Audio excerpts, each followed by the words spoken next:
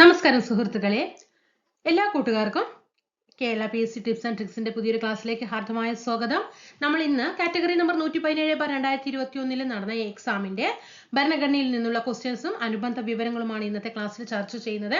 നമ്മൾ ആകെ 3-4 ക്ലാസ് ആയിട്ടുള്ളൂ അല്ലേ? കോൺസ്റ്റിറ്റ്യൂഷനുമായിട്ട് ബന്ധപ്പെട്ട പ്രീവിയസ് ക്വസ്റ്റ്യൻ വർക്ക്ഔട്ട് ചെയ്തത് ആകെ 4 ക്ലാസ് ആയിട്ടുള്ളൂ.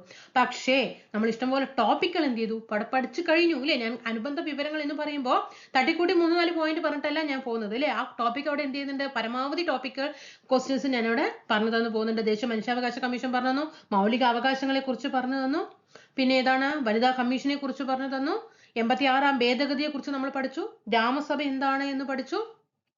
അങ്ങനെ ഓരോരോ വിഷയങ്ങൾ നമ്മൾ എന്ത് ചെയ്തു, പഠിച്ചു കഴിഞ്ഞിട്ട് ഇവിടെ വന്നിരിക്കുകയാണ്. ഇന്ന് നമ്മൾ 117/2021 കേട്ടോ. നമുക്ക് ക്ലാസ്സിലേക്ക് പോകാം. ക്ലാസ്സിൽ ഇഷ്ടപ്പെടുകയാണെങ്കിൽ സബ്സ്ക്രൈബ് ചെയ്ത് സപ്പോർട്ട് ചെയ്യുക, ലൈക്ക് ചെയ്യുക, ഷെയർ ചെയ്യുക, താഴെ കമന്റ് ചെയ്യാനായിട്ട് കൂട്ടുകാര് മനസ്സ് കാണിക്കും എന്ന് വിചാരിക്കുന്നു. ഓക്കെ, ടെലിഗ്രാം ഗ്രൂപ്പിൽ കൂടിയിട്ട് ജോയിൻ ചെയ്യല്ലോ. സെക്രട്ടേറിയറ്റ് OA എക്സാം ഉള്ളവർക്കൊന്ന് താഴെ ഒന്ന് കമന്റ് ചെയ്യോ. ഓക്കെ, സെക്രട്ടേറിയറ്റ് OA ലിസ്റ്റിൽ പെടും എന്ന് ഉറപ്പുള്ളവര് താഴെ ഒന്ന് കമന്റ് ചെയ്യുക കേട്ടോ. അതുപോലെ ASM നല്ല നമ്മുടെ 2-3 കൂട്ടുകാർ സ്ഥിരം പറയേണ്ട ASM ഷുവർ കിട്ടിയിരിക്കും. നമ്മുടെ ചാനലില് നിങ്ങൾ പുതിയ SCRTയുടെ കുറെ ക്ലാസ്സുകൾ ഇട്ടിട്ടുണ്ട്, അതൊന്ന് നന്നായിട്ട് ഫോളോ ചെയ്ത് വരിക. അതുപോലെ ടോപ്പിക് വൈസ് ആയിട്ട് കോൺസ്റ്റിറ്റ്യൂഷൻ, ജോഗ്രഫി, കേരള ഭരണ സംവിധാനം, സുപ്രധാന നിയമങ്ങളൊക്കെ നമ്മളവിടെ, എക്കണോമിക്സ്, ഇതൊക്കെ നമ്മളവിടെ ടോപ്പിക്ക് കഴിച്ചു വെച്ചിട്ടുള്ള ടോപ്പിക്കുകളാണ്. ഓക്കെ, അപ്പൊ ഇതൊക്കെ നിങ്ങൾ എന്ത് ചെയ്യുക, നന്നായിട്ട് ഡെയിലി ഓരോന്നെടുത്ത് വർക്കൗട്ട് ചെയ്യുക. 5 ദിവസം വർക്കൗട്ട് ചെയ്യുക കേട്ടോ. തിങ്കൾ മുതൽ വെള്ളി വരെ വർക്കൗട്ട് ചെയ്യുക. ശനി ഞായർ ഫുൾ റിവിഷൻ അടിക്കുക. ഡെയിലി ഒരു പ്രീവിയസ് ക്വസ്റ്റ്യൻ പേപ്പർ വർക്കൗട്ട് കേട്ടോ. ഡെയിലി ഒരു പ്രീവിയസ് ക്വസ്റ്റ്യൻ പേപ്പർ വർക്കൗട്ട് ചെയ്യുന്ന സമയത്ത് ഇത് അറിയാത്ത ക്വസ്റ്റ്യൻസ് ഒക്കെ എഴുതി വെച്ച് പഠിക്കാനായിട്ട് ശ്രമിക്കാം. എഴുതി വെച്ച് പഠിക്കണം, അത് നിർബന്ധമാണ്. ഓക്കെ, എങ്കിലേ ആ ക്വസ്റ്റ്യൻ റിപ്പീറ്റേഷൻ വരുമ്പോൾ നമുക്ക് അവിടെ മാർക്ക് കിട്ടുള്ളൂ. പിന്നെ മാത്സും ഇംഗ്ലീഷും മലയാളം അതിലത്തെ 30 ക്വസ്റ്റ്യനും ഡെയിലി വർക്കൗട്ട് ചെയ്തിട്ട് പോയാൽ തന്നെ ഇംഗ്ലീഷും മലയാളവും മാത്സും നമുക്ക് മാർക്ക് വാങ്ങിക്കാനായിട്ട് പറ്റും കേട്ടോ. നിങ്ങൾ കൂടെ എന്ത് ചെയ്താൽ മതി. ഇത് ഇനി അതിനേക്കാൾ ഒരു ബെനിഫിറ്റ് ആയിട്ടാണ് ഏത് വരുന്നത്, ഇപ്പൊ കോൺസെപ്റ്റ് നമ്മൾ ഓരോ ടോപ്പിക് വൈസ് ആയിട്ട് പ്രീവിയസ് ക്വസ്റ്റ്യൻ പേപ്പർ അനുബന്ധ വിവരങ്ങളും പഠിച്ചു വരുന്നത്. നമുക്ക് ക്ലാസ്സിലേക്ക് കിടക്കാം കേട്ടോ. നോക്കൂ, ഇന്ത്യൻ ഭരണഘടന അനുച്ഛേദം 25 മുതൽ 28 വരെ മൗലിക അവകാശങ്ങൾ വിട്ട് നിങ്ങൾ ഒരു കളി കളിക്കരുത് കേട്ടോ. പഠിക്കുമ്പോൾ അങ്ങനെ അങ്ങേയറ്റം അങ്ങോട്ട് പഠിച്ചോ, കാരണം അതിൽ നിന്ന് എങ്ങനെ വേണമെങ്കിലും ക്വസ്റ്റ്യങ്ങൾ ചോദിക്കും. ഇന്ത്യൻ ഭരണഘടന അനുച്ഛേദം 25 മുതൽ 28 വരെയുള്ള ഭാഗങ്ങളിൽ ഏത് മൗലിക അവകാശത്തെ കുറിച്ചിട്ടാണ് പ്രതിപാദിക്കുന്നത്? മൗലിക അവകാശം എന്ന് പറയുന്നത് ഇന്ത്യൻ ഭരണഘടനയുടെ 3ാം ഭാഗത്തിലാണ് പറഞ്ഞിരിക്കുന്നത്. അത് നമ്മൾ ഓൾറെഡി പഠിച്ച കാര്യങ്ങളാണ്. ആർട്ടിക്കിൾ 12 മുതൽ ഏതുവരെയാണ്, 35 വരെയാണ് അല്ലെ? 12 മുതൽ 35 വരെയാണ് മൗലിക അവകാശത്തെ കുറിച്ചിട്ട് പറയുന്ന ആർട്ടിക്കിൾ എന്ന് പറയുന്നത് അല്ലെ. നമുക്ക് ഇതിൽ എന്തൊക്കെ നമുക്ക് പഠിക്കാനുണ്ട്? ഇപ്പൊ 25 മുതൽ 28 വരെ നമ്മൾ കഴിഞ്ഞ ക്ലാസ്സിലൊക്കെ 12 എന്താണ്, 12 സ്റ്റേറ്റ്സിന്റെ നിർവചനം, 13 ജുഡീഷ്യൽ റിവ്യൂ, 14 നിയമത്തിന് മുന്നിൽ സമത്വം, നിയമത്തിന് മുന്നിൽ തുല്യ സംരക്ഷണം, അതിന്റെ ഡീപ്പായിട്ട് ഞാൻ എടുത്തു തന്നിട്ടുണ്ടായിരുന്നു അല്ലെ. പിന്നെ 17 ആർട്ടിക്കിൾ 17നെ കുറിച്ച് ഞാൻ വ്യക്തമായി പറഞ്ഞു തന്നിട്ടുണ്ടായിരുന്നു. ഇതൊക്കെ അങ്ങനെ നമ്മൾ ഓരോരോ ക്ലാസ്സുകൾ വരുന്തോറും നിങ്ങൾക്ക് വീണ്ടും റിവിഷനും ആകും, പുതിയ പോയിന്റുകളൊക്കെ പഠിച്ചു വരും കേട്ടോ. അപ്പൊ നമുക്ക് ഇവിടെ 25 മുതൽ 28 വരെയാണ് മൗലിക അവകാശങ്ങളിൽ എന്ത് പറയുന്നത്, ഏതിനെ കുറിച്ചിട്ടാണ് പറയുന്നതെന്നാണ് ചോദ്യം. അപ്പൊ ഇവിടെ 4 ഓപ്ഷൻ തന്നിട്ടുണ്ട്. അതിൽ ഏതാണ് വരിക? മതസ്വാതന്ത്ര്യത്തിനുള്ള അവകാശമാണ് കേട്ടോ. മൗലിക അവകാശങ്ങൾ പുതിയ കൂട്ടുകാരുണ്ടെങ്കിൽ പെട്ടെന്ന് ഇങ്ങനെ കയറി കാണുമ്പോൾ എന്താണ് എന്നുള്ളത് ഒരു കൺഫ്യൂഷൻ വരും. അതുകൊണ്ടാണ് ഞാൻ പറയുന്നത്, നമ്മുടെ ഇന്ത്യൻ ഭരണഘടനയിൽ മൗലിക അവകാശങ്ങളെ കുറിച്ചിട്ട് പ്രതിപാദിക്കുന്നുണ്ട്. ഓക്കെയാണോ? അപ്പോ നിങ്ങൾ സിലബസ് ഒക്കെ എടുത്തു വെച്ചിട്ടുണ്ടല്ലോ മുൻവശത്തില്, അതിൽ മൗലികാവകാശങ്ങൾ എന്ന ടോപ്പിക് ഇല്ലേ, അതിൽ വരുന്നതാണ് കേട്ടോ ഇത്. അപ്പോൾ നമ്മുടെ ഇന്ത്യൻ ഭരണഘടനയിൽ 3ാം ഭാഗത്തിലാണ് എന്ത് പറയുന്നത്, മൗലികാവകാശങ്ങളെ കുറിച്ചിട്ട് പ്രതിപാദിക്കുന്നത്. ആർട്ടിക്കിൾ 12 മുതൽ 35 വരെയാണ്. അതിൽ 12 മുതൽ 35 വരെയുള്ളതില് 25 മുതൽ 28 വരെയാണ് മതസ്വാതന്ത്ര്യത്തിനുള്ള അവകാശം ഏതിൽ വരുന്നത്, ഭരണഘടനയിൽ വരുന്നത്. ഓക്കെയാണോ? ഇത്രയും കാര്യങ്ങൾ നിങ്ങൾക്ക് ഓക്കെ ആയോ? അപ്പോ നമുക്കിവിടെ പഠിക്കാനുള്ളത് എന്താണ് ഈ മതേതരത്വം പറയുന്നത്. എന്താണ് മതേതരത്വം? അപ്പൊ നമ്മൾ ഇപ്പോഴും പറയാറുണ്ട്, ന്യൂസുകളിലാണെങ്കിലും ഓരോ രാഷ്ട്രീയ പാർട്ടികളാണെങ്കിലും ഈ മതേതരത്വം എന്ന വാക്ക് എപ്പോഴും അവരുടെ വായിൽ വരുന്ന വാക്കുകളാണ്. എന്താണ് ഈ മതേതരത്വം എന്ന് പറയുന്നത്? ശ്രദ്ധിക്കുക കേട്ടോ. ഈ മതേതരത്വം പറഞ്ഞാൽ ഇന്ത്യക്ക് ഒരു ഔദ്യോഗിക മതം ഉണ്ടോ? നിങ്ങളൊന്ന് പറ. ഇന്ത്യക്ക് ഒരു ഔദ്യോഗിക മതം ഉണ്ടോ? ഇന്ത്യ ഒരു ഹിന്ദു മതത്തിൽ അധിഷ്ഠിതമാണ്, അല്ലെങ്കിൽ ഇന്ത്യ ഒരു മുസ്ലിം മതത്തിൽ, അല്ലെങ്കിൽ ക്രിസ്തു മതത്തിൽ, അല്ലെങ്കിൽ സിഖ് ആണോ? ഇല്ല അല്ലെ? ഇന്ത്യക്ക് ഒരു ഔദ്യോഗിക മതം ഇല്ല. പഠിച്ചോ? പ്രീവിയസ് ക്വസ്റ്റ്യൻ ആണ്. ഇന്ത്യക്ക് ഒരു ഔദ്യോഗിക മതം ഉണ്ടോ? ഔദ്യോഗിക മതം ഇല്ല. ഇന്ത്യക്ക് ഒരു ഔദ്യോഗിക മതം ഇല്ല. രണ്ടാമത്തെ പോയിന്റ് പഠിക്കേ. ഒരു മതത്തെയും ഇന്ത്യ പ്രോത്സാഹിപ്പിക്കുന്നില്ല. ഒരു മതത്തെയും. പക്ഷെ ഇന്നത്തെ കാട്ടിക്കൂട്ടൽ കണ്ട എല്ലാം പ്രോത്സാഹിപ്പിക്കുന്നുണ്ട് എന്നൊക്കെ തോന്നില്ലേ? ഒരു മതത്തെയും ഇന്ത്യ എന്ത് ചെയ്യുന്നില്ല? പ്രോത്സാഹിപ്പിക്കുന്നില്ല കേട്ടോ. ഒരു മതത്തിലെ നിങ്ങൾക്ക് ഇഷ്ടമുള്ള മതം നിങ്ങൾക്ക് വിശ്വസിക്കാം, എനിക്ക് ഇഷ്ടമുള്ളത് എനിക്ക് വിശ്വസിക്കാം. ഒരു മതത്തെയും ഇന്ത്യ പ്രോത്സാഹിപ്പിക്കുന്നില്ല. അടുത്തത് എന്താണ്? എല്ലാ മതങ്ങളെയും ഒരുപോലെ ബഹുമാനിക്കണം. എല്ലാ മതങ്ങളെയും എന്ത് ചെയ്യണം?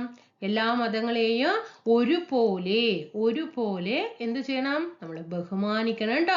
നമ്മൾ ഹിന്ദു മതമാണെങ്കിൽ ഒരിക്കലും മുസ്ലിം മതങ്ങളെ കുറ്റപ്പെടുത്താൻ പാടില്ല. അവർക്ക് ബഹുമാനം കൊടുക്കണം. അങ്ങനെ ഓരോ മതവിഭാഗങ്ങളും മറ്റു മതവിഭാഗങ്ങളെ ബഹുമാനിക്കണം. പിന്നെ എന്താണ് പറയുന്നത്? പൗരന് മതസ്വാതന്ത്ര്യത്തിനുള്ള അവകാശമുണ്ട് കേട്ടോ. പൗരന് മതസ്വാതന്ത്ര്യത്തിനുള്ള അവകാശം ഉണ്ട്. കാരണം ഞാൻ പറഞ്ഞുതരാം.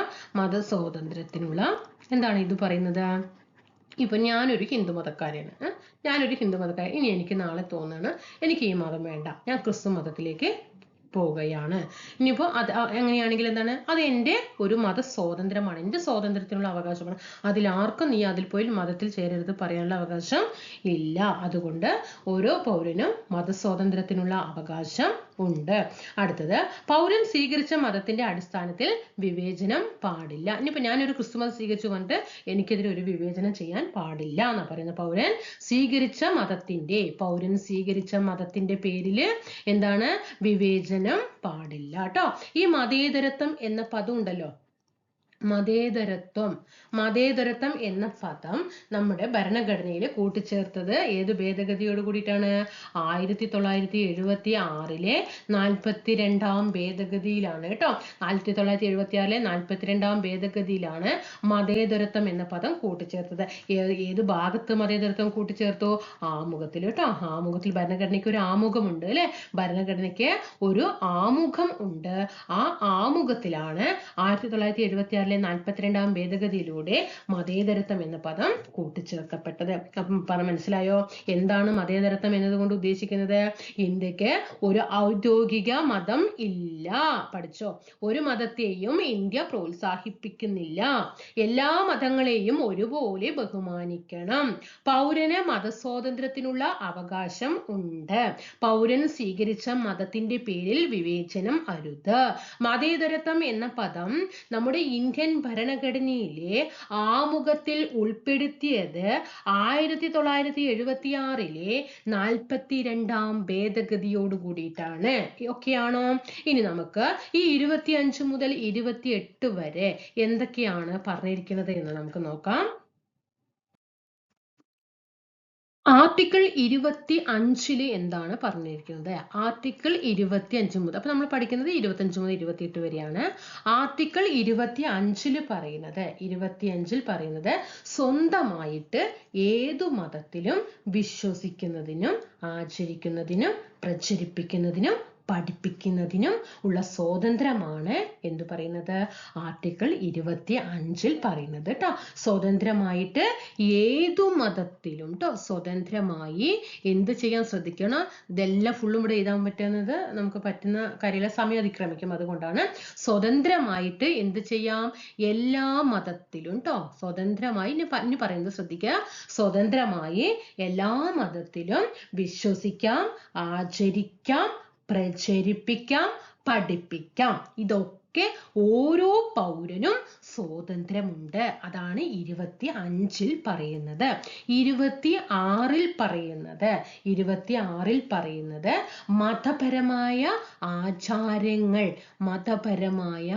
ആചാരങ്ങൾ. ഇപ്പൊ ഹിന്ദു മതത്തിന് ഒരു ആചാരമാണ് അല്ലെ? മുസ്ലിം മതത്തിന് അവരുടേതായിട്ടുള്ള ആചാരങ്ങളുണ്ട്. അങ്ങനെ ഈ മതപരമായ ആചാരങ്ങൾ തീരുമാനിക്കാനുള്ള അവകാശം അതാത് മതങ്ങൾക്ക് മതങ്ങൾക്ക് നൽകുന്നു. ഓക്കെ, മതപരമായ ആചാരങ്ങൾ തീരുമാനിക്കാനുള്ള അവകാശം അതാത് മതങ്ങൾക്ക് നൽകുന്ന അനുച്ഛേദമാണ് അനുച്ഛേദം 26. പഠിച്ചോ? 25ഉം 26ഉം പഠിച്ചോ? അതേപോലെ തന്നെ 26ൽ ഒരു പോയിന്റും കൂടി കൂട്ടിച്ചേർക്കണം. ഈ മതജീവകാരുണ്യ സ്ഥാപനങ്ങളൊക്കെ ഉണ്ടല്ലോ, അത് സ്ഥാപിക്കാനും നോക്കി നടത്താനുള്ള സ്വാതന്ത്ര്യവും ഏതിൽ പറയുന്നുണ്ട്? 26ൽ പറയുന്നുണ്ട്. 27ൽ എന്താണ് പറയുന്നത്?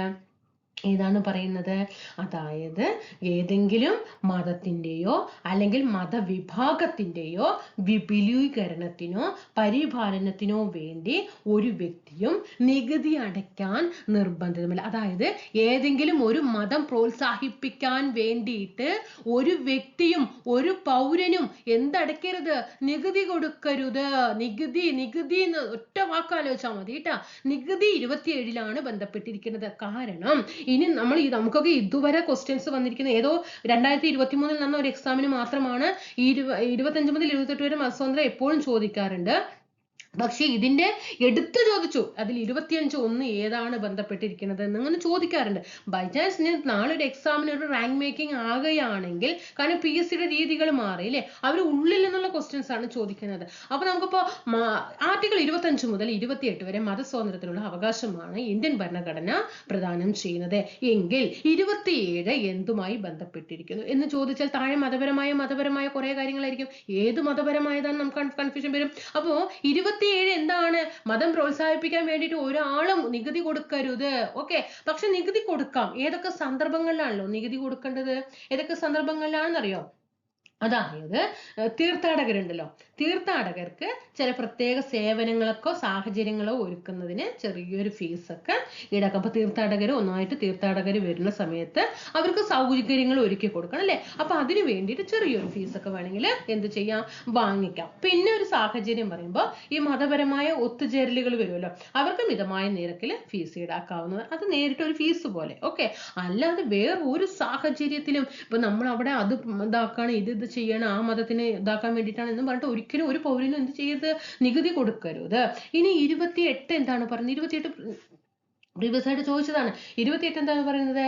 ഗവൺമെന്റ് നടത്തുന്ന ഒരു വിദ്യാഭ്യാസ സ്ഥാപനങ്ങളിലും മതാചാരങ്ങൾ നടത്താനോ മതാചാരങ്ങൾ നിർബന്ധമാക്കാനോ പാടില്ല. ഇപ്പൊ നമുക്കറിയാം പ്രൈവറ്റിലൊക്കെ, ഇപ്പൊ CBSE എന്താണ് പ്രൈവറ്റ് സ്കൂളുകളൊക്കെ അറിയാം, ചിലതൊക്കെ ക്രിസ്ത്യൻ സ്കൂളുകളുണ്ട്, ക്രിസ്ത്യൻ കോളേജുകളുണ്ട് ഇല്ലേ. അതൊക്കെ എന്താണ്? മതത്തിന്റെ മുസ്ലിം വിഭാഗത്തിൽ വരുന്ന കോളേജുകളുണ്ട്, സ്കൂളുകളുണ്ട് ഇല്ലേ?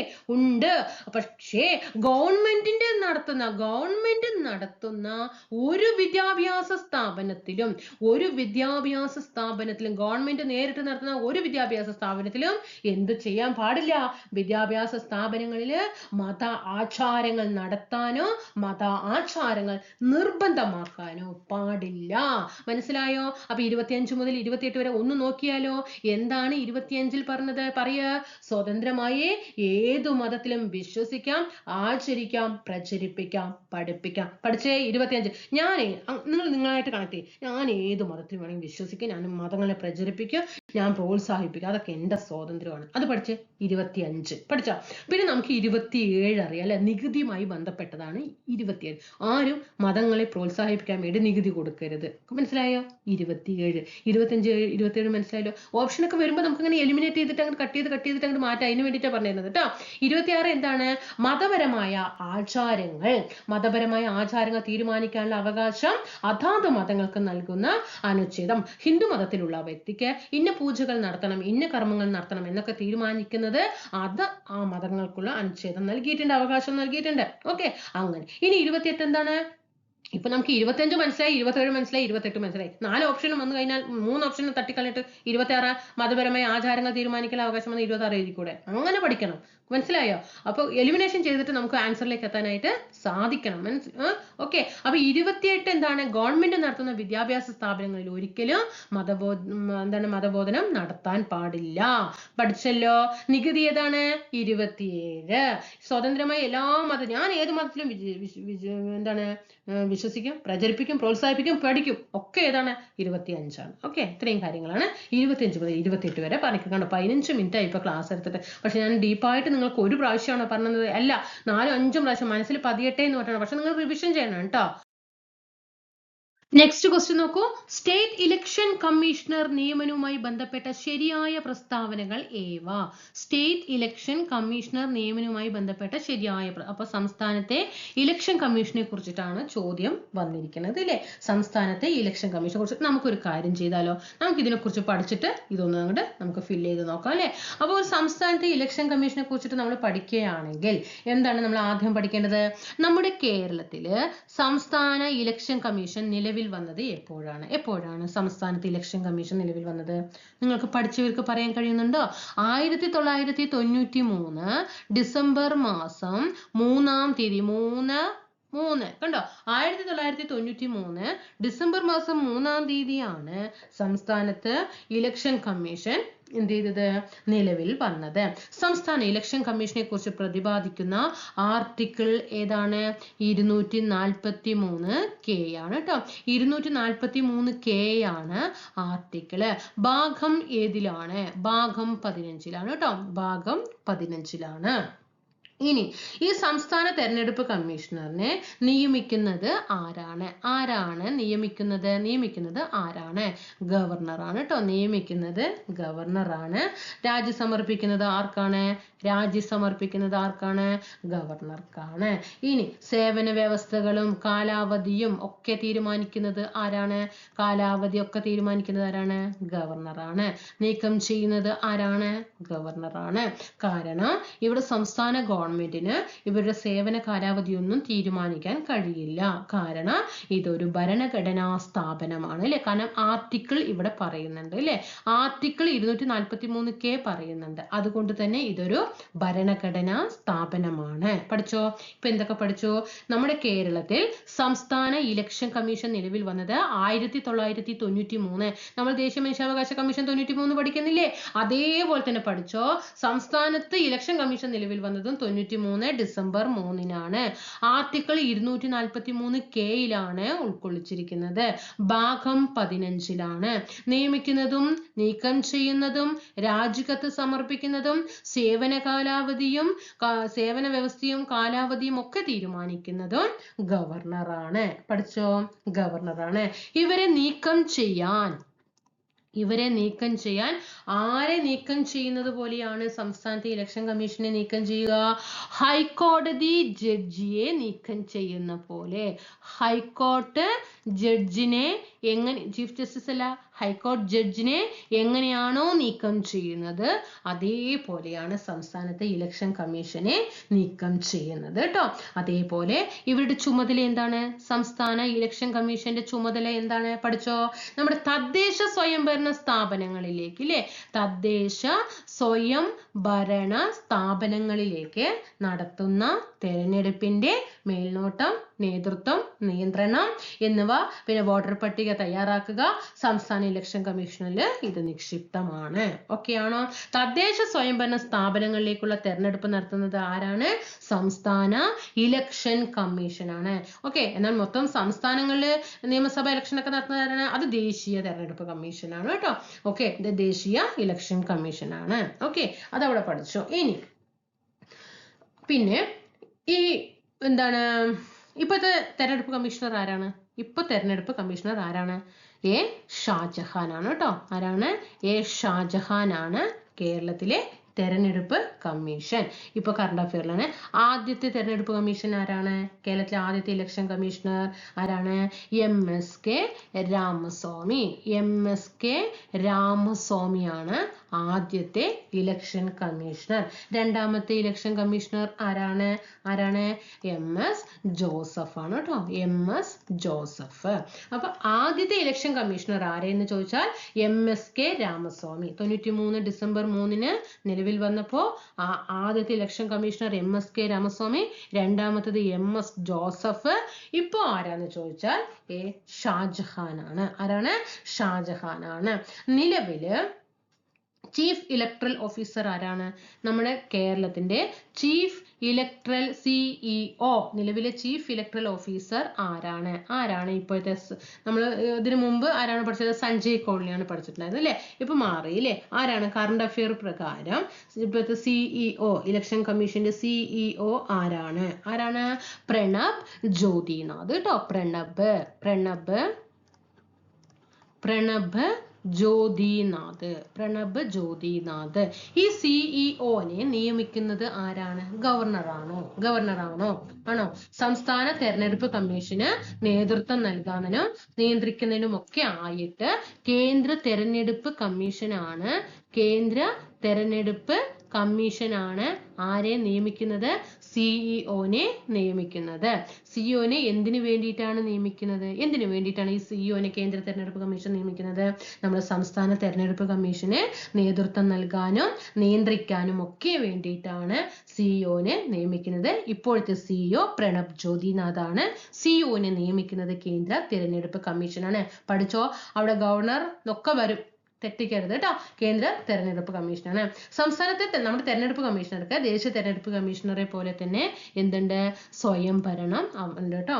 സ്വയം ഭരണാവകാശം ഉണ്ട്. അങ്ങനെയൊക്കെ ആയിരിക്കും സ്റ്റേറ്റ്മെന്റ് ലെവൽ ക്വസ്റ്റ്യൻസ് വരുന്നത്. മനസ്സിലായി? അവിടെയാണ് നമുക്ക് അപ്പൊ പതറാൻ പാടില്ല. കാരണം ഒരിക്കലും നിങ്ങൾ ശ്രദ്ധിച്ചോ, കേന്ദ്ര തെരഞ്ഞെടുപ്പ് കമ്മീഷന്റെ അധികാര നിയന്ത്രണങ്ങൾ ഒന്നും എവിടെ പാടില്ല? സംസ്ഥാന തെരഞ്ഞെടുപ്പ് കമ്മീഷന്റെ മേലെ പാടില്ല. കേന്ദ്ര തെരഞ്ഞെടുപ്പ് കമ്മീഷൻ അവരുടെ ഡ്യൂട്ടി അങ്ങോട്ട് ചെയ്യുക. സംസ്ഥാന തെരഞ്ഞെടുപ്പ് കമ്മീഷൻ ഇവരുടെ ഡ്യൂട്ടി ചെയ്യുക. അല്ലാണ്ട് അവിടുന്ന് ഓർഡർ ഇടാനൊന്നും പറ്റില്ല. സംസ്ഥാനത്ത് ഇങ്ങനെ തെരഞ്ഞെടുപ്പ് കമ്മീഷൻ പ്രവർത്തിക്കണം പറഞ്ഞിട്ട്. അതാണ് ഇവിടെ പറയുന്നത്. സ്വയം ഭരണാവകാശം ഉണ്ട് എന്ന് പറയുന്നത്. സംസ്ഥാന തെരഞ്ഞെടുപ്പ് കമ്മീഷണറുടേത് സ്വതന്ത്രമായിട്ടുള്ള ഒരു പദവിയാണ് കേട്ടോ. ഒരു സ്വതന്ത്ര പദവിയാണ്. അതിന്റെ മേലെ അധികാരമൊന്നും സ്ഥാപിക്കാൻ ദേശീയ തെരഞ്ഞെടുപ്പ് കമ്മീഷന് സാധിക്കില്ല. കേന്ദ്ര തെരഞ്ഞെടുപ്പ് കമ്മീഷണറുമായിട്ട് യാതൊരു ബന്ധവും ഇല്ല കേട്ടോ. ഇവിടെ കേന്ദ്ര തെരഞ്ഞെടുപ്പ് കമ്മീഷണറുമായിട്ട് സംസ്ഥാന തെരഞ്ഞെടുപ്പ് കമ്മീഷന് എന്തില്ല? യാതൊരു ബന്ധവും ഇല്ല. അതുകൊണ്ടാണ് ഇവയ്ക്ക് സ്വയം ഭരണാവകാശമുണ്ട് അല്ലെങ്കിൽ സ്വതന്ത്ര പദവി ഉണ്ട് എന്നൊക്കെ പറയുന്നത്. ഓക്കെ ആയോ? ഇത്രയും കാര്യങ്ങൾ നിങ്ങൾ ഓക്കെ ആയോ? ഇനി ഇവരുടെ കാലാവധി എത്രയാണ്? 5 വർഷം കേട്ടോ. 5 വർഷം അല്ലെങ്കിൽ 65 വയസ്സ്. ഞാൻ എല്ലാം പറഞ്ഞിട്ടുണ്ട്, നിങ്ങൾ ഫില്ല് ചെയ്യണം കേട്ടോ. 5 വർഷം അല്ലെങ്കിൽ 65 വയസ്സാണ് സംസ്ഥാനത്തെ ഇലക്ഷൻ കമ്മീഷണറുടെ കാലാവധി എന്ന് പറയുന്നത് കേട്ടോ. ഇനി ഈ നമ്മൾ ഭാഗം 15 എന്ന് പറഞ്ഞില്ലേ, ഭാഗം 15 എന്ത് ചെയ്യുന്നത്? ഇലക്ഷൻ കമ്മീഷനെ കുറിച്ചിട്ട് പ്രതിപാദിക്കുന്നത് എന്ന് പറഞ്ഞു. ഇതിൽ ഉൾപ്പെട്ട ചിത്രം എന്താണെന്നറിയോ? ഭാഗം 15 ഉൾപ്പെട്ട ചിത്രം എന്ന് പറയുന്നത് ഏതൊക്കെ ചിത്രങ്ങളാണെന്നറിയോ? നമ്മുടെ ശിവജി ഉണ്ടല്ലോ, ശിവജി, അതുപോലെ തന്നെ ഗുരു ഗോവിന്ദ് സിംഗിന്റെയും ശിവജി ഗുരു ഗോവിന്ദ് സിംഗിന്റെയും ചിത്രം അനാച്ഛാദനം ആണ് ഏത് ചെയ്തിരിക്കുന്നത്? ഭാഗം 15 കവർ പേജിൽ ചെയ്തിരിക്കുന്നത് കേട്ടോ. ശിവജിയും ഗുരു ഗോവിന്ദ് സിംഗിന്റെയുമാണ്. നമുക്ക് ഇനി ഇതുകൊണ്ട് ഫില്ല് ചെയ്താലോ? സ്റ്റേറ്റ് ഇലക്ഷൻ കമ്മീഷണറെ നിയമിക്കുന്നത് ഗവർണറാണ്. ആണോ? ശരിയാണ് അല്ലേ? സംസ്ഥാനത്തെ ഇലക്ഷൻ കമ്മീഷണറെ നിയമിക്കുന്നത് ഗവർണറാണ്. ശരിയായ പ്രസ്താവനയാണ്. എന്തായാലും ഇവിടെ ശരിയായ പ്രസ്താവനകളല്ലേ ചോദിച്ചിരിക്കുന്നത്. ഇങ്ങനെ വേണം നിങ്ങൾ ആൻസറിലേക്ക് എത്താൻ. എന്തായാലും ശരിയാണ് അല്ലേ? സംസ്ഥാനത്തെ ഇലക്ഷൻ കമ്മീഷണറെ നിയമിക്കുന്നത് ഗവർണറാണ്. ഒന്ന് ശരിയാണ്. അപ്പൊ ഒന്ന് നമ്മൾ തിരഞ്ഞെടുക്കുന്ന ആൻസറിൽ ഉണ്ടാവണം. ഇവിടെ 2, 3 ഇല്ല. 1 വന്നിട്ടുണ്ടോ? ഇല്ല. 2, 3, 4 1 വന്നിട്ടുണ്ടോ? ഇല്ല. അതും തെറ്റാണ്. ഇനി നോക്കൂ, 2ഉം 4ഉം ഇവിടെ 1 വന്നിട്ടുണ്ടോ? ഇല്ല. കണ്ടോ? തെറ്റിട്ടു. നിങ്ങൾക്കിപ്പോ ഈ ഒരു ക്വസ്റ്റ്യനില് എന്താ പറയുക, ഇങ്ങനെയാണ് സ്റ്റേറ്റ്മെന്റ് ലെവൽ ക്വസ്റ്റ്യൻസ് ചെയ്യുക. അപ്പൊ സംസ്ഥാന ഇലക്ഷൻ കമ്മീഷണറെ നിയമിക്കുന്നത് ഗവർണർ ആണ് എന്ന് നിങ്ങൾക്ക് ഇപ്പോ ഈ 2, 3, 4 ഒന്നും അറിഞ്ഞില്ല വെച്ചോ. അപ്പൊ നിങ്ങൾ വിചാരിക്കും, അയ്യോ നിയമിക്കുന്ന 65 വയസ്സാണ്, 5 വർഷമാണ്, 243K ആണോ? ഇതൊക്കെ അവിടെ കൺഫ്യൂഷൻ ആകുമ്പോൾ നിങ്ങൾ ഒറ്റൊന്ന് ആൻസറിലേക്ക് എത്തുക. അപ്പോൾ സ്റ്റേറ്റ് ഇലക്ഷൻ കമ്മീഷണറെ നിയമിക്കുന്നത് ഗവർണർ ആണ്. എനിക്കത് 100% ഉറപ്പാണ്. 1 എന്തായാലും ഞാൻ തിരഞ്ഞെടുക്കുന്ന ആൻസറിൽ 1 എന്ന ഓപ്ഷൻ ഉണ്ടായിരിക്കണം. ഇവിടെ 1 എന്ന ഓപ്ഷൻ ഇല്ല. തെറ്റിട്ടു. ഇവിടെ ഇല്ല, ഇവിടെയും ഇല്ല. പിന്നെ നിങ്ങൾ 2, 3, 4 ഒന്നും വായിക്കണ്ട, അവിടെ എത്തണം. 1, 3, 4 ശരിയായിട്ട് പക്ഷെ അടുത്ത ക്വസ്റ്റ്യനിലേക്ക് പോകണം. അപ്പൊ മാത്സ് ഒക്കെ ചെയ്യാൻ നമുക്ക് സമാധാനത്തിൽ ഇരുന്നിട്ട് വർക്ക്ഔട്ട് ചെയ്യാനായിട്ട് സാധിക്കും. കണ്ടോ? 1, 3, 4 കണ്ടോ?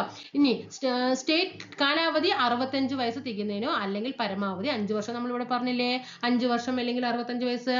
ഇന്ത്യൻ ഭരണഘടനാ അനുച്ഛേദം 243K വകുപ്പ് 1 പ്രകാരമാണ് സംസ്ഥാനത്തെ ഇലക്ഷൻ കമ്മീഷണറെ നിയമിക്കുന്നത്. നമ്മൾ 243K പറഞ്ഞില്ലേ, പഠിച്ചു. കണ്ടോ? ഇപ്പൊ സംസ്ഥാനത്തെ ഇലക്ഷൻ കമ്മീഷനെ കുറിച്ച് പഠിച്ചു കഴിഞ്ഞു. മനസ്സിലാകുന്നുണ്ടോ നിങ്ങള്? സംസ്ഥാനത്തെ ഇലക്ഷൻ കമ്മീഷനെ കുറിച്ച് ഫുൾ ടോപ്പിക് ഇവിടെ കഴിഞ്ഞു. ക്വസ്റ്റ്യൻ എങ്ങനെ വന്നു എന്നും പരിചയപ്പെട്ടു. ഇങ്ങനെ ആയിരിക്കണം നമ്മൾ ടോപ്പിക്കുകൾ തീർക്കുക കേട്ടോ. താഴെ പറയുന്നവയിൽ ഭരണഘടനാ സ്ഥാപനം അല്ലാത്തത് ഏത്? ഭരണഘടനാ സ്ഥാപനം അല്ലാത്തതാണ് ചോദിച്ചിരിക്കുന്നത്. അപ്പൊ നമ്മൾ എങ്ങനെയാണ് ഈ ഭരണഘടനാ സ്ഥാപനം അല്ലാത്തത് എന്ന് കണ്ടിരിക്കുന്നത്? ആർട്ടിക്കിൾ, ഒരു നിയമത്തിന്, ഒരു കാര്യത്തിന് ആർട്ടിക്കിൾ പറഞ്ഞിട്ടുണ്ട് എങ്കിൽ അത് എന്താണ്? ഭരണഘടനാ സ്ഥാപനം ആണ്. അതൊരു നിയമത്തിലൂടെയാണ് രൂപം കൊണ്ടിരിക്കുന്നത് എങ്കിൽ അതൊരു സ്റ്റാറ്റ്യൂട്ടറി ബോഡി ആണ്. ഓക്കെ, ഇപ്പൊ നമുക്ക് ഇവിടെ നോക്കിക്കാലോ. കേരള പബ്ലിക് സർവീസ് കമ്മീഷൻ, ഒന്നാമത്തെ ക്വസ്റ്റ്യൻ നോക്കുക. കേരള പബ്ലിക് സർവീസ് കമ്മീഷൻ നമ്മൾ എഴുതുന്ന PSC അല്ലെ? PSCയുടെ ആർട്ടിക്കിൾ പറയുന്നുണ്ട് 315 അല്ലെ? PSCയെ കുറിച്ച് പറയുന്ന ആർട്ടിക്കിൾ ഏതാണ്? 315. നമ്മൾ ഇതിന് എന്താ കോഡ് ഇടുക? നമ്മുടെ എക്സാം 2 മണിക്ക് സ്റ്റാർട്ട് ചെയ്തിട്ട് 3:15 അവസാനിക്കുന്നത്. 3:15 അവസാനിക്കുക. അപ്പോ പ്രിലിംസ് കേട്ടോ, പ്രിലിംസ് നമ്മൾ 1.25 മണിക്കൂറാണല്ലോ. അപ്പൊ 3:15 കണ്ടോ, 3:15. അതാണ് ഇവിടെ നമ്മൾ കോഡ് ഇടുക. 315 ആണ് PSCയെ കുറിച്ച് പറയുന്ന ആർട്ടിക്കിൾ. സംസ്ഥാന ധനകാര്യ കമ്മീഷനെ കുറിച്ച് പറയുന്ന ആർട്ടിക്കിൾ ഏതാണ്? സംസ്ഥാന ധനകാര്യ കമ്മീഷനെ കുറിച്ച് പറയുന്ന ആർട്ടിക്കിൾ ഏതാണ്? 243. 243 ഐയും 243 വൈയും. 243 ഐ, 243 വൈ. അയ്യേ അല്ലേ? അയ്യേ പറയില്ലേ? നമ്മള് പറയാറില്ലേ? അയ്യേ പറയാട്ടാ. ധനകാര്യ കമ്മീഷന് നമ്മൾ എന്ത് പറയണം? അയ്യേ, പണമൊന്നും നിയന്ത്രിക്കാനായിട്ട് താങ്കൾക്ക് കഴിയില്ല അല്ലെ? അയ്യേ അല്ലെ, പണം കൈകാര്യം ചെയ്യാൻ താങ്കൾക്ക് കഴിയില്ല നമ്മൾ പറയാറില്ലേ? അയ്യേ, ഞാനൊക്കെ അങ്ങനെ കോഡിട്ട് വെച്ചിരിക്കുന്നുട്ടാ, മറക്കുകയും. അല്ലെങ്കിൽ നമ്മൾ കുറെ ആർട്ടിക്കിൾ പഠിച്ചിട്ട് വരുമ്പോൾ അവിടെ ഇപ്പൊ നമ്മൾ ഇലക്ഷൻ കമ്മീഷൻ പറഞ്ഞപ്പോ 243K പറഞ്ഞില്ലേ? 243K ഭരണഘടനാ സ്ഥാപനമാണ്. മനസ്സിലായോ? അപ്പൊ ധനകാര്യ കമ്മീഷൻ എന്താണ്? 243 ഐയും കണ്ടോ, 2, 3, 4 കണ്ടോ, 234 243 ഐ, 243 വൈ. ഇനി സംസ്ഥാന മനുഷ്യാവകാശ കമ്മീഷനോ? സംസ്ഥാന മനുഷ്യാവകാശ കമ്മീഷൻ 1993 ദേശീയ മനുഷ്യാവകാശ നിയമം അനുസരിച്ച് വന്നതാണ് അല്ലെ? ഓക്കെ. സംസ്ഥാന വിവരാവകാശ കമ്മീഷനോ? 2005 വിവരാവകാശ നിയമം അനുസരിച്ച് രൂപം കൊണ്ടതാണ് സംസ്ഥാന വിവരാവകാശ കമ്മീഷൻ. അപ്പൊ ഇത് രണ്ടും എന്താണ്? സ്റ്റാറ്റ്യൂട്ടറി ബോഡിയാണ്. ഇത് രണ്ടും ഭരണഘടനാ സ്ഥാപനമാണ്. ഓക്കെ. ഇപ്പൊ സംസ്ഥാന പബ്ലിക് സർവീസ് കമ്മീഷൻ 315 ആണ് എന്ന് നിങ്ങൾക്ക് അറിയാമെങ്കിൽ ഒന്ന് നമ്മുടെ ഏതിലുണ്ടായിരിക്കണം? Kerala public service commission. അപ്പൊ കോഡ് പഠിച്ചോ? ഇനി തെറ്റിക്കലോ? 3.5 എഴുതരുത് കേട്ടോ. 330 അല്ല, പ്രിലിംസിന്റെ 1.25 മണിക്കൂർ ആലോചിക്കുക. 315. അപ്പൊ നമുക്കിവിടെ ശരി ഭരണഘടനാ സ്ഥാപനം അല്ലാത്തത് ഏതെന്നാണ് ചോദിച്ചിരിക്കുന്നത്. അപ്പൊ ഒന്ന് വരുന്ന ഓപ്ഷൻ ഒക്കെ എന്താണ്? ഭരണഘടനാ സ്ഥാപനമാണ് അല്ലെ? ഒന്ന് വരുന്ന ഓപ്ഷൻ ഒക്കെ കട്ട് ചെയ്ത് വിടാം. അതിൽ വന്നു കട്ട് ചെയ്ത് വിട്ടില്ലേ? ഇനി നോക്ക്, സംസ്ഥാന ധനകാര്യ കമ്മീഷൻ 243 ഐയും 243 വൈയും കണ്ടോ. ഇനിയിപ്പോ നിങ്ങൾക്ക് പലതരത്തിലും ഇതിന്ന് കൊടുക്കാം. സംസ്ഥാന മനുഷ്യാവകാശ കമ്മീഷൻ വെച്ചിട്ട് ഓപ്ഷൻ ഏതാണോ എളുപ്പം നിങ്ങൾക്ക് കിട്ടുന്ന 100%, 4 ഓപ്ഷനിൽ 100% ശരി എന്നുള്ള ആൻസർ വെച്ചിട്ട് വേണം എലിമിനേഷൻ ചെയ്യാൻ വേണ്ടിയിട്ട് കേട്ടോ. സംസ്ഥാന ധനകാര്യ കമ്മീഷൻ 2 വരുന്ന ഓപ്ഷൻ ഒക്കെ മാറ്റണം അല്ലേ? 2 വന്ന ഓപ്ഷൻ ഇവിടെ മാറ്റി. മനസ്സിലായോ? 3, 4 ഭരണഘടനാ സ്ഥാപനം അല്ലാത്തത് ഏത് എന്ന് പറയുന്നത് അല്ലെ? നമ്മുടെ സംസ്ഥാന തെരഞ്ഞെടുപ്പ് കമ്മീഷൻ 243K തെരഞ്ഞെടുപ്പ് കമ്മീഷൻ അതെന്താണ്? ഭരണഘടനാ സ്ഥാപനം ആണ്. പിന്നെ ഏത് വരും? UPSC അല്ലെ? UPSC അല്ലെ? ഏതാണ് UPSC? അത് ഏതിലാണ് പ്രതിപാദിക്കുന്ന അനുച്ഛേദം ഏതാണ്? 315 മുതൽ 323 വരെയാണ്. ഇതെന്താണ്? ഒരു ഭരണഘടനാ സ്ഥാപനം ആണ്. ആർട്ടിക്കിൾ പറഞ്ഞിട്ടുണ്ടോ? അവിടെ അതൊരു ഭരണഘടനാ സ്ഥാപനം ആണ്. സംസ്ഥാന പബ്ലിക് സർവീസ് കമ്മീഷൻ PSC 315. പിന്നെ ഏതാണ് ഭരണഘടനാ സ്ഥാപനം വരുന്നത്? ധനകാര്യ കമ്മീഷൻ അല്ലെ? ധനകാര്യ കമ്മീഷൻ കേന്ദ്ര ധനകാര്യ കമ്മീഷൻ ആണെങ്കിൽ ആർട്ടിക്കിൾ 280 ആണ് കേട്ടോ. കേന്ദ്ര ധനകാര്യ കമ്മീഷൻ ആണെങ്കിൽ 280. കേരള ധനകാര്യ കമ്മീഷൻ ആണെങ്കിൽ ധനകാര്യ കമ്മീഷൻ IA അല്ലെ? 243 ഐയും 243 വൈയും പഠിച്ചോ? ഇതൊക്കെയാണ് ഭരണഘടനാ സ്ഥാപനങ്ങളെ കുറിച്ചിട്ട് പഠിക്കാനുള്ളത് കേട്ടോ. പിന്നെ ഇതൊക്കെ എന്താണ്? ആർട്ടിക്കിൾ പറഞ്ഞിട്ടുണ്ടെങ്കിൽ എല്ലാം ഭരണഘടനാ സ്ഥാപനമാണ്. അടുത്ത ക്വസ്റ്റ്യൻ, ഇന്ത്യയിലെ സംസ്ഥാന ഗവർണറായി നിയമിക്കപ്പെടുന്നതിനുള്ള യോഗ്യതകൾ വിവരിക്കുന്ന ഭരണഘടനാ ആർട്ടിക്കിൾ ഏതാണ്? നമ്മുടെ ഇന്ത്യയിലെ ഓരോ സംസ്ഥാനത്തും അല്ലെ 28 സംസ്ഥാനങ്ങളിലും എന്തുണ്ട്? ഓരോ ഗവർണർമാരുണ്ട് അല്ലെ? അവർ നിയമിക്കപ്പെടാൻ വേണ്ട യോഗ്യതകൾ എന്തൊക്കെയാണ് എന്നാണ് ചോദ്യം. ആ യോഗ്യതയെ കുറിച്ച് പറയുന്ന ആർട്ടിക്കിൾ ഏത്? 158 തന്നിട്ടുണ്ട്, 57 തന്നിട്ടുണ്ട്, 56 ഉണ്ട്, 55 ഉണ്ട് അല്ലെ? ഇതിൽ ഏതാണ് യോഗ്യതകൾ? പഠിച്ചു വന്നവർക്ക് റിവിഷനായി ഒന്ന് പറഞ്ഞേ. അറിയോ നിങ്ങൾക്ക്? നമുക്കൊന്ന് ഗവർണറെ കുറിച്ചിട്ട് നോക്കാം കേട്ടോ. ഓക്കെ, നമുക്ക് ഇതിന്റെ ആൻസർ ഒന്ന് ചെയ്യാം അല്ലെ? ആദ്യം നമുക്ക് ഇതിന്റെ ആൻസർ ഒന്ന് ചെയ്ത് നോക്കാം. ഇതില് 153 ആണ്, 153 കേട്ടോ, ഗവർണറെ കുറിച്ചിട്ട് പ്രതിപാദിക്കുന്ന വകുപ്പ്. 153 ഗവർണറെ കുറിച്ചിട്ട് പ്രതിപാദിക്കുന്ന വകുപ്പ്. 155 ഗവർണറുടെ നിയമനം. 156 ഗവർണറുടെ ഔദ്യോഗിക കാലാവധി. എത്രയാണ് ഔദ്യോഗിക കാലാവധി? ഗവർണർ ഒരു സംസ്ഥാനത്തിൽ എത്ര വർഷമാണ് പ്രവർത്തിക്കുക? 5 അല്ലേ? ഔദ്യോഗിക കാലാവധി 5. അത് പറയുന്ന ആർട്ടിക്കിൾ 156. ഇനി 157 ആണ് ഗവർണറുടെ യോഗ്യതയെ കുറിച്ച് പറയുന്നത്. ഇനി 158 ആണ് ഗവർണറുടെ ഉദ്യോഗത്തിന്റെ വ്യവസ്ഥകളെ കുറിച്ച്. ഗവർണറുടെ ഉദ്യോഗത്തിന്റെ വ്യവസ്ഥകൾ. ഓക്കെ, 158. 159 ഗവർണറുടെ സത്യപ്രതിജ്ഞ. 161 എന്താണ്? ഗവർണറുടെ മാപ്പ് നൽകുക, അതുപോലെ ശിക്ഷാവിധി നിർത്തിവെക്കാനുള്ള ഗവർണറുടെ അധികാരമൊക്കെ ഉണ്ടല്ലോ. പൊതുമാപ്പ് എന്നൊക്കെ പറയാറില്ലേ? പൊതുമാപ്പ് കേട്ടോ. 161 പൊതുമാപ്പ്. ആർട്ടിക്കിൾ 176 അദ്ദേഹത്തിന്റെ വിശേഷാൽ അഭിസംബോധന. ഇത്രയും കാര്യങ്ങളാണ് നമുക്ക് ഗവർണറെ പറ്റിയിട്ട് പഠിക്കാനുള്ള ആർട്ടിക്കിൾ. ഇത് പഠിച്ചു വെക്കുക. നമുക്കൊന്നുകൂടി റിവിഷൻ ചെയ്താലോ? 153 ഗവർണറെ കുറിച്ചിട്ട് പ്രതിപാദിക്കുന്നു. 153. അപ്പൊ ആദ്യം നിങ്ങൾ പഠിക്കേണ്ടത് 1, 5, 3 സ്റ്റാർട്ട് ചെയ്യുന്നതെന്ന് പഠിക്കുക. 1, 5, 3. 155 ഗവർണറുടെ നിയമനവുമായി ബന്ധപ്പെട്ടിട്ട്. 156 ഔദ്യോഗിക കാലാവധി 5 വർഷമാണ് എന്ന് പറയുന്നത് 156. 157 ആണ് യോഗ്യത പറയുന്നത്. അതായത് എന്ത് ചെയ്യാ? യോഗ്യത നമുക്ക് എന്തെങ്കിലുമൊക്കെ നിങ്ങൾ മനസ്സിലായി, അല്ലാണ്ട് ഇത് കോഡ് ഇതിനായിട്ട് ഉണ്ടാക്കി വെക്കാൻ പാടില്ല. പിന്നെ കോഡ് പഠിക്കാൻ 2 മണിക്കൂർ കണക്ക് പഠിക്കേണ്ടി വരും. പിന്നെ എക്സാം കാലത്തുമ്പോൾ കോഡ് മാറും. കോഡ് ഓർമ്മയുണ്ടാവില്ല, പഠിച്ചത് ഓർമ്മയുണ്ടാവില്ല. അങ്ങനെ വെക്കില്ല. അപ്പൊ ഞാനിത് എന്താണെന്നറിയോ ഓർത്ത് വെച്ചിരിക്കുന്നത്? ഗവർണറുടെ യോഗ്യത പറയുന്നത് വെറും 7ാം ക്ലാസ് പഠിച്ചത് കൊണ്ടൊന്നും ഗവർണർ ആകാൻ പറ്റില്ല.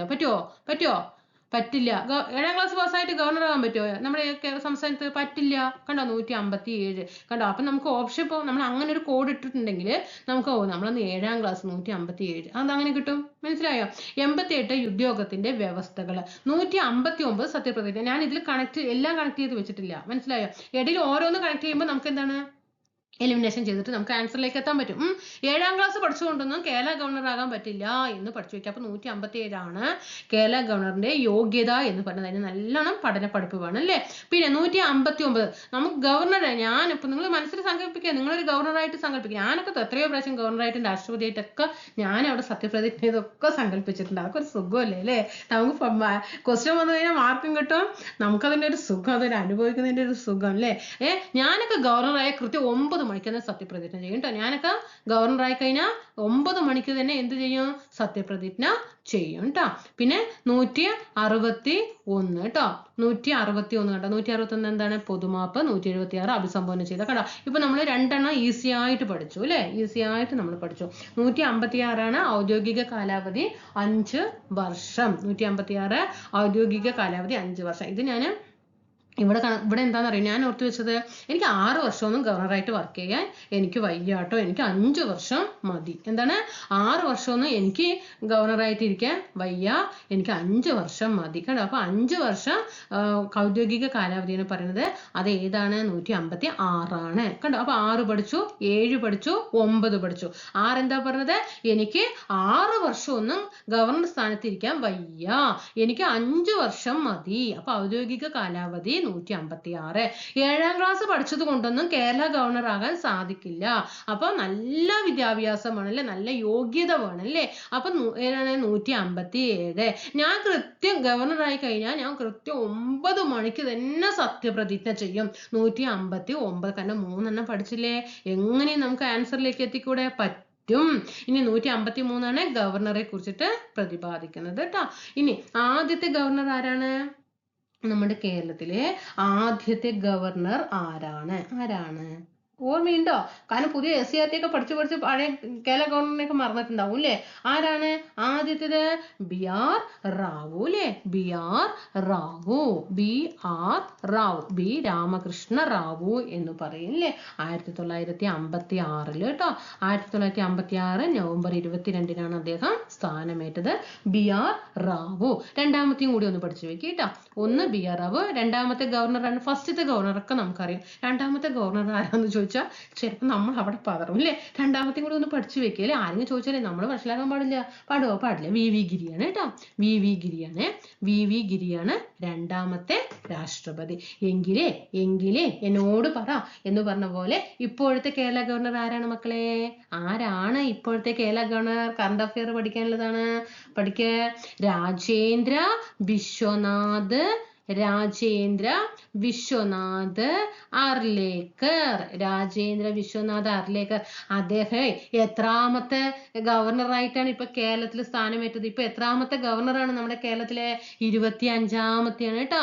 25ാമത്തെയാണ് രാജേന്ദ്ര വിശ്വനാഥ് അർലേക്കർ. ചോദിച്ചൂടെ, കേരള ഗവർണറായി സ്ഥാനമേറ്റ രാജേന്ദ്ര വിശ്വനാഥ് അർലേക്കർ എത്രാമത്തെ ഗവർണറായിട്ടാണ് സ്ഥാനമേറ്റത്? 25. പഠിച്ചോ. ആദ്യത്തെ ഗവർണർ BR റാവു, രണ്ടാമത്തേത് VV ഗിരി, 25ാമത്തെ പഠിച്ചോ. ഇപ്പോഴത്തെ 25 നിന്ന് കൂട്ടി പഠിച്ചോ. 25ാമത്തെ ഗവർണർ രാജേന്ദ്ര വിശ്വനാഥ് അർലേക്കർ. 2024 ഡിസംബർ മാസം 24 ആയതുകൊണ്ട് സന്തോഷം. 2024 ഡിസംബർ 24 അദ്ദേഹം സ്ഥാനമേറ്റത്. പഠിച്ചോ. എങ്കിൽ ഗവർണറെ കുറിച്ചിട്ട് കുറച്ചുകൂടി നമുക്കൊന്ന് പഠിച്ചാലോ. ഓക്കെ, നമുക്ക് ഗവർണറെ കുറിച്ചിട്ട് ഒന്ന് കുറച്ച് പോയിന്റുകൾ ഒന്ന് പരിചയപ്പെടാം കേട്ടോ. ഗവർണർ എന്താണ്? ഗവർണറെ ഒരു ഗവർണർ ആകാൻ വേണ്ടത് ഇന്ത്യൻ പൗരനായിരിക്കണം. 35 വയസ്സ് തികഞ്ഞിരിക്കണം. ഇന്ത്യൻ പൗരനായിരിക്കണം. 35 വയസ്സ് തികഞ്ഞിരിക്കണം. അതുപോലെ തന്നെ ഗവർണറെ നിയമിക്കുന്നത് ആരാണ്? ഗവർണറെ നിയമിക്കുന്നത്, നീക്കം ചെയ്യുന്നത്, രാജിക്കത്ത് സമർപ്പിക്കുന്നത് ഒക്കെ പ്രസിഡന്റിനാണ്. ഇന്ത്യൻ പ്രസിഡന്റിനാണ് രാജിക്കത്ത് സമർപ്പിക്കുന്നത്. ഇത്രയും കാര്യങ്ങൾ ഇവിടെ പഠിച്ചോ. ഇനി ഒരു സംസ്ഥാനത്തിൽ മാത്രം, ഇപ്പൊ കേരളത്തിൽ ഇപ്പൊ നമ്മള് വിശ്വനാഥ് അർലേക്കർ പറഞ്ഞു, അദ്ദേഹത്തിന് കേരളത്തിൽ മാത്രമാണ് ഗവർണർ ആകാൻ പറ്റില്ല. 2 സംസ്ഥാനങ്ങളിലൊക്കെ എന്താകാം? ഗവർണറായിട്ട് എന്ത് ചെയ്യാം? സ്ഥാനപദവി അലങ്കരിക്കാനായിട്ട് പറ്റും കേട്ടോ. ഒരാൾക്ക് ഒന്നിലധികം സംസ്ഥാനങ്ങളുടെ ഗവർണർ പദവി വഹിക്കാവുന്നതാണ്. അത് 1956 7ാമത്തെ ഭേദഗതിയിലൂടെയാണ് എന്ത് വന്നത്? നമ്മൾക്ക് ഓരോ ഗവർണർക്കും ഒരു സംസ്ഥാനത്തിൽ മാത്രമല്ല ഒന്നിലധികം സംസ്ഥാനങ്ങളിൽ ഗവർണർ പദവി വഹിക്കാം കേട്ടോ. ഇപ്പൊ 2 സംസ്ഥാനങ്ങളിൽ ഗവർണർ പദവി വഹിക്കും. ഇപ്പൊ രാജേന്ദ്ര വിശ്വനാഥ് അർലേക്കർ കേരളത്തിലുണ്ട്, തമിഴ്നാട്ടിലുണ്ട് വെച്ചോ. ഈ 2 സംസ്ഥാനങ്ങളിൽ ഇദ്ദേഹമാണ് ഗവർണർ വെച്ചോ. അപ്പൊ ഇവിടെ ഇദ്ദേഹത്തിന്റെ ശമ്പളവും അലവൻസും ഇതൊക്കെ തീരുമാനിക്കുന്നത് ആരാണ്? പ്രസിഡന്റ് ആണ് തീരുമാനിക്കുന്നത്. അപ്പൊ പ്രസിഡന്റ് മൊത്തം ഇവരുടെ ശമ്പളം, ഈ ഗവർണറുടെ ശമ്പളം എന്ന് പറയുന്നത് 3 ലക്ഷത്തി, ഇപ്പൊ കൂടിയിട്ടുണ്ടോ എന്നുള്ളത് അറിയില്ല കേട്ടോ, 3,50,000 ആണ്. ഓക്കെ, 3,50,000 ശമ്പളം.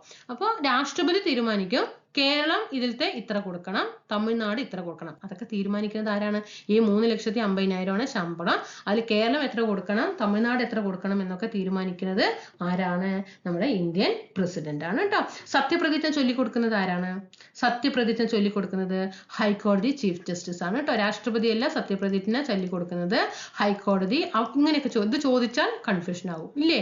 നമ്മള് പെട്ടെന്ന് ഗവർണറെ സത്യപ്രതിജ്ഞ ചെയ്യുന്നത് രാഷ്ട്രപതിയാണ് ചൊല്ലിക്കൊടുക്കുന്നത് അല്ലേ. ഗവർണർക്ക് സത്യപ്രതിജ്ഞ ചൊല്ലിക്കൊടുക്കുന്നത് ഹൈക്കോടതി chief justice. Very very important. പഠിച്ചോ. പഠിച്ചോ വെരി വെരി ഇമ്പോർട്ടന്റ് ആണ്. ഗവർണർക്ക് സത്യപ്രതിജ്ഞ ചൊല്ലിക്കൊടുക്കുന്നത് ആര്? ഹൈക്കോടതി ചീഫ് ജസ്റ്റിസ്. ഹൈക്കോടതി ചീഫ് ജസ്റ്റിസ്. ബൈ ചാൻസ് ഹൈക്കോടതി ചീഫ് ജസ്റ്റിസ് ഇല്ല എന്ന് വെക്കാം, അപ്പോ മുതിർന്ന ഹൈക്കോടതി ജഡ്ജ് ആയിരിക്കും, മുതിർന്ന ഹൈക്കോടതി ജഡ്ജ് ആയിരിക്കും സത്യപ്രതിജ്ഞ ചൊല്ലിക്കൊടുക്കുന്നത്. പഠിച്ചോ? ഭരണകാലാവധി എത്രയാണ്? ഭരണകാലാവധി 5 വർഷം അല്ലേ? ഭരണകാലാവധി 5 വർഷം. നമ്മൾ എന്താ പറഞ്ഞത്? 5 വർഷം ഒന്നും എനിക്ക് വയ്യ, എനിക്ക് 6 വർഷമൊന്നും എനിക്ക് വയ്യ, 5 വർഷം മതി അല്ലേ? 156 നമ്മൾ നേരത്തെ പറഞ്ഞു അല്ലെ? ഔദ്യോഗിക കാലാവധിയുമായിട്ട് ബന്ധപ്പെട്ട് പറഞ്ഞത്. ഇനി പിന്നെ ഈ എന്താണ്, ഈ ഗവർണറായിട്ട് നിയമിക്കപ്പെടുന്ന ആളുണ്ടല്ലോ, അവര് ഒരിക്കലും പാർലമെന്റിലോ അല്ലെങ്കിൽ നിയമസഭയിലോ ഒന്നും അംഗമാവാൻ പാടില്ല കേട്ടോ. പാർലമെന്റിൽ അംഗമാകാൻ പാടില്ല, നിയമസഭയിലൊന്നും അംഗമായിരിക്കരുത്. ഇനി അഥവാ അങ്ങനെയുള്ള ഒരാളെയാണ് നിയമിക്കുന്നത് എങ്കിൽ എന്ന് നിയമിച്ചോ അന്ന് തന്നെ അയാളിനെ അവിടെ അംഗത്വം ഇല്ലാതാക്കും കേട്ടോ. ഗവർണറെ നിയമിച്ചാൽ അദ്ദേഹം ഗവർണർ പദവി ഏറ്റെടുക്കുന്ന ദിവസം തന്നെ അവിടുത്തെ അംഗത്വം ഇല്ലാതാക്കും. പിന്നെ ഗവർണർ ഒരിക്കലും ലാഭകരമായിട്ടുള്ള ഒരു പദവിയും അലങ്കരിക്കാൻ പാടില്ല. ഇനി അവിടെ ഇവിടെ വ്യവസായങ്ങളും സ്ഥാപനങ്ങളും ബിസിനസ് ഒന്നിനും പോയിട്ട് ഇടപെടാൻ പാടില്ല. ലാഭകരമായ ഒരു പദവി അദ്ദേഹം വഹിക്കാൻ പാടില്ല. പിന്നെ അതേപോലെ തന്നെ അദ്ദേഹത്തിന്റെ വസതി ഏതാണ്? രാജ്ഭവനാണ് അല്ലെ? അദ്ദേഹത്തിന് വാടക ഒന്നും കൊടുക്കാതെ എന്ത് ചെയ്യാം? അവിടെ താമസിക്കാം. പിന്നെ നമ്മൾ നേരത്തെ പറഞ്ഞു അല്ലെ, ഒന്നിലധികം സംസ്ഥാനങ്ങളിലേക്ക് ഗവർണറായിട്ട് നിയമിക്കാന്ന് പറഞ്ഞു. അപ്പൊ അദ്ദേഹത്തിനൊക്കെ ആരാണ് ശമ്പളം നൽകേണ്ട വ്യവസ്ഥകളും അലവൻസും ഒക്കെ തീരുമാനിക്കുന്നത്? രാഷ്ട്രപതിയായിരുന്നു കേട്ടോ. പിന്നെ ഒരിക്കലും അദ്ദേഹത്തിന്റെ ശമ്പളം അലവൻസുകളൊന്നും കുറയ്ക്കാനായിട്ട് പാടില്ല. പിന്നെ രാഷ്ട്രപതിക്കുള്ള പ്രത്യേക അവകാശങ്ങളുണ്ട് അല്ലെ? നമ്മുടെ ഇന്ത്യൻ രാഷ്ട്രപതിക്ക് പ്രത്യേക അവകാശങ്ങളുണ്ട്. അതുപോലെ തന്നെ ആർക്കും ഉണ്ട്? ഗവർണർക്കും പ്രത്യേക അവകാശങ്ങളുണ്ട്. ഒരിക്കലും ഗവർണറിനെ അറസ്റ്റ് ചെയ്യാനോ തടവിലാക്കാനോ ഒന്നും സാധിക്കില്ല കേട്ടോ. അറസ്റ്റ് ചെയ്യാനോ തടവിലാക്കാനോ സാധിക്കില്ല. പിന്നെ വ്യക്തിപരമായ പ്രവർത്തനങ്ങൾക്കെതിരെ ഒന്നും അദ്ദേഹം വ്യക്തിപരമായിട്ട് എന്തെങ്കിലും ചെയ്തിട്ടുണ്ടെങ്കിൽ പോലും അദ്ദേഹത്തിന് ക്രിമിനൽ നടപടികൾ അദ്ദേഹത്തിനെതിരെ പാടില്ല. ആഹാ, എന്തൊരു സുഖമാണ് അല്ലെ? നിയമം പാടില്ല. ഇനി ബൈ ചാൻസ് എന്തെങ്കിലും കുറ്റം അത്രയും മോശമായിട്ട് ഇദ്ദേഹം ചെയ്തിട്ടുണ്ടെങ്കിൽ 2 മാസം മുമ്പെങ്കിലും എന്ത് ചെയ്യണം? നോട്ടീസ് കൊടുത്ത ശേഷം വേണം കേട്ടോ. ഗവർണറുടെ വ്യക്തിപരമായ പ്രവർത്തനങ്ങൾ കുറ്റകരമാണെങ്കിൽ ഗവർണർക്കെതിരെയുള്ള സിവിൽ നടപടിക്രമങ്ങൾക്ക് 2 മാസം മുമ്പേ നോട്ടീസ് നൽകിയിട്ട് വേണം നടപടികളായിട്ട്. പോയി ഉടനെ അങ്ങോട്ട് ചെയ്യാൻ പറ്റുക. 2 മാസം മുമ്പേ തന്നെ അദ്ദേഹത്തിന് നോട്ടീസ് കൊടുത്ത് നിട്ടൊക്കെയാണ് അദ്ദേഹത്തിന് എന്തെങ്കിലും ചെയ്യാൻ സാധിക്കുകയുള്ളൂ കേട്ടോ. അദ്ദേഹത്തിന് എതിരെ എന്തെങ്കിലും ചെയ്യാൻ സാധിക്കുള്ളൂ കേട്ടോ. ഇനി ഇത്രയും കാര്യങ്ങളൊക്കെയാണ് നമുക്ക് ഗവർണറെ കുറിച്ചിട്ട് മനസ്സിലാക്കേണ്ടത്. ഇവിടെ ശ്രദ്ധിക്കേണ്ടത് ഇവിടെയാണ് കേട്ടോ. അപ്പൊ നമ്മൾ നിയമിക്കുന്നത്, നീക്കം ചെയ്യുന്നത്, രാജിക്കത്ത് സമർപ്പിക്കുന്നത് ഇതൊക്കെ പ്രസിഡന്റ് ആണ് എന്ന് പറഞ്ഞു.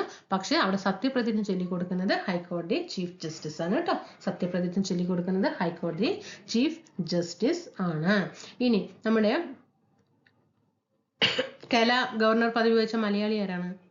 കേരള ഗവർണർ പദവി വഹിച്ച ആദ്യത്തെ മലയാളി, അത് പഠിക്കണം അല്ലേ? മലയാളി തൊട്ട് കളിക്കരുത്, മലയാളി പഠിക്കണ്ടേ? ആരാണ് ഗവർണർ പദവി വഹിച്ച ആദ്യത്തെ മലയാളി? വി വിശ്വനാഥനാണ് കേട്ടോ. വി വിശ്വനാഥനാണ് മലയാളിയായിട്ടുള്ള കേരള ഗവർണർ. ഓക്കെ. ഇനി നമ്മൾ പറഞ്ഞു നമ്മുടെ കേരളത്തിലെ 2ാമത്തെ ഗവർണറാണ് പഠിച്ചത്. ആരാണ് പഠിച്ചത്? ഫസ്റ്റ് BR റാവു പറഞ്ഞു അല്ലെ? B രാമകൃഷ്ണ റാവു. 2ാമത്തെ ഗവർണർ നമ്മൾ ആരാ പഠിച്ചത്? VV ഗിരിയാണ് അല്ലെ? VV ഗിരിയാണ് കേട്ടോ. അദ്ദേഹം ഇവിടെ ഗവർണറിൽ നിന്നും പിന്നീട് എന്തായി? പ്രസിഡന്റ് ആയി. പ്രീവിയസ് ക്വസ്റ്റ്യൻ ആണ്. കേരള ഗവർണറായ ശേഷം ഇന്ത്യൻ രാഷ്ട്രപതിയായ ഏക വ്യക്തി VV ഗിരി. ഓക്കെ. 2ാമത്തെ കേരള ഗവർണറാണ് VV ഗിരി. അദ്ദേഹം ഗവർണർ പദവിക്ക് ശേഷം ഇന്ത്യൻ പ്രസിഡന്റ് പദവി വഹിച്ചു. ഗവർണർ പദവി വഹിച്ച ആദ്യത്തെ മലയാളി വനിത ആരാണ്? ഗവർണർ പദവി വഹിച്ച ആദ്യത്തെ മലയാളി വനിത. ഇവിടെ മലയാളി പുരുഷനിൽ വിശ്വനാഥൻ, വനിത ആരാണ്? ഫാത്തിമ ബീവി അല്ലേ? ഫാത്തിമ ബീവി. അവിടെ നമ്മുടെ കേരളത്തിലല്ല, ഇവര് തമിഴ്നാട്ടിലാണ് കേട്ടോ ഗവർണറായത്. തമിഴ്നാട്ടിലാണ് ഗവർണറായത്. പിന്നെ നമ്മുടെ പ്രീവിയസ് ക്വസ്റ്റ്യൻ ആണ്. നമ്മുടെ കേരളത്തിലെ നിയമസഭാ തെരഞ്ഞെടുപ്പ് നടന്നിരുന്ന സമയത്ത് നിയമസഭാ തെരഞ്ഞെടുപ്പില് വോട്ടവകാശം വോട്ട് ചെയ്തത് ആരെന്ന് ചോദിച്ചിട്ടുണ്ട്. കേരള നിയമസഭാ തെരഞ്ഞെടുപ്പില് വോട്ട് ചെയ്ത കേരള ഗവർണറാണ് സദാശിവം കേട്ടോ. സദാശിവം. ഓക്കെ. ഇത്രയും കാര്യങ്ങളൊക്കെ ഗവർണറെ കുറിച്ച് പഠിച്ചു വയ്ക്കാം. അങ്ങനെ നമ്മള് ഇന്നത്തെ ക്ലാസ് വൈൻഡപ്പ് ചെയ്യാണ്. നമ്മൾ ഇന്ന് ഒരുപാട് ടോപ്പിക്കുകൾ തന്നെ പഠിച്ചു തീർത്തു അല്ലേ? ഒരുപാട് ടോപ്പിക്കുകൾ ഇന്ന് നമ്മൾ പഠിച്ചു തീർത്തിട്ടുണ്ട്. പ്രീവിയസ് ക്വസ്റ്റ്യൻ പേപ്പർ അതുമായി ബന്ധപ്പെട്ട ചോദ്യങ്ങൾ എങ്ങനെയായിരുന്നു ഇതൊക്കെ നമ്മൾ പഠിച്ചു കഴിഞ്ഞിട്ടില്ല. 117/2021 ക്വസ്റ്റ്യൻ കഴിഞ്ഞിട്ടില്ല കേട്ടോ. കാരണം ഞാൻ ഓരോ ടോപ്പിക് എടുത്തു പോകുമ്പോൾ എന്തെങ്കിലും 5-6 പോയിന്റ് പറഞ്ഞിട്ട് പോയിട്ട് എന്തിനാണ് നിങ്ങളെ കബളിപ്പിക്കുന്നത്? അതിന് എനിക്ക് വയ്യ കേട്ടോ. സത്യം പറഞ്ഞാൽ എനിക്ക് അതിന് വയ്യ. ആരെയും കബളിപ്പിക്കാൻ എനിക്ക് വയ്യ. എടുത്തു തരികയാണെങ്കിൽ നേരെ എടുത്തു തരിക, അല്ലെങ്കിൽ പിന്നെ മിണ്ടാതിരിക്കുക. അതാണ് എൻ്റെ ഒരു ഇത് പറയുന്നത്. അതുകൊണ്ട് എന്താണ് സഹകരിക്കുമെന്ന് വിചാരിക്കുന്നു. ക്ലാസ് ചിലപ്പോൾ ഓരോന്നും പറയുമ്പോൾ ലെങ്ത് ആകുമ്പോൾ എന്തിനത്ര പോയിന്റ് നിങ്ങൾ പറഞ്ഞു പോകുന്നതെന്ന് നിങ്ങൾക്ക് അങ്ങനെ വേണ്ട കുറച്ച് എന്തെങ്കിലുമൊക്കെ ബേസിക് ആയിട്ടുള്ള പറഞ്ഞു പോയാൽ മതി എന്നുണ്ടെങ്കിൽ തീർച്ചയായിട്ടും താഴെ കമന്റ് ചെയ്യുകയാണെങ്കിൽ നമുക്ക് വേഗം ക്വസ്റ്റ്യൻ പേപ്പർ തീർക്കാം കേട്ടോ. 217 കഴിഞ്ഞിട്ട് നമുക്ക് 2024 വേഗം ക്വസ്റ്റ്യൻസ് എടുക്കാം കേട്ടോ. ഈ ലാസ്റ്റ് തുടങ്ങുന്ന എക്സാമിൽ നിന്ന് എന്ത് ചെയ്യുക, ക്വസ്റ്റ്യൻസ് എടുത്ത് വരാം. എന്നിട്ട് 2022, 2023 മിക്സ് ചെയ്തിട്ട് ഇങ്ങനെ തരാം. 24 നമുക്ക് വേഗം തീർക്കേണ്ടതുണ്ട്. കാരണം 24 എന്ന് പറയുമ്പോൾ കുറച്ചും കൂടി നല്ല കയറിയിട്ട് ചോദ്യങ്ങൾ വന്നിട്ടുണ്ട്. അപ്പോൾ നമുക്ക് അതൊക്കെ എന്ത് ചെയ്യണം, പരിചയപ്പെടാം. 117 കഴിഞ്ഞിട്ട് 2024 കോൺസ്റ്റിറ്റ്യൂഷൻ ക്വസ്റ്റ്യൻസ് പരിചയപ്പെടാം. ടെലിഗ്രാം ഗ്രൂപ്പിൽ ജോയിൻ ചെയ്യുക കേട്ടോ. ടെലിഗ്രാമിൽ ജോയിൻ ചെയ്യുക കൂട്ടുകാർ. അതേപോലെ തന്നെ സബ്സ്ക്രൈബ് ചെയ്യുമ്പോൾ അവിടെ ഒരു ബെൽ ബട്ടൺ കാണില്ലേ, അതൊന്ന് ഇനേബിൾ ചെയ്തിടാനായിട്ട് ശ്രദ്ധിക്കണം കേട്ടോ. അടുത്ത ക്ലാസ്സിൽ കാണാവേ. Thank you. ബൈ.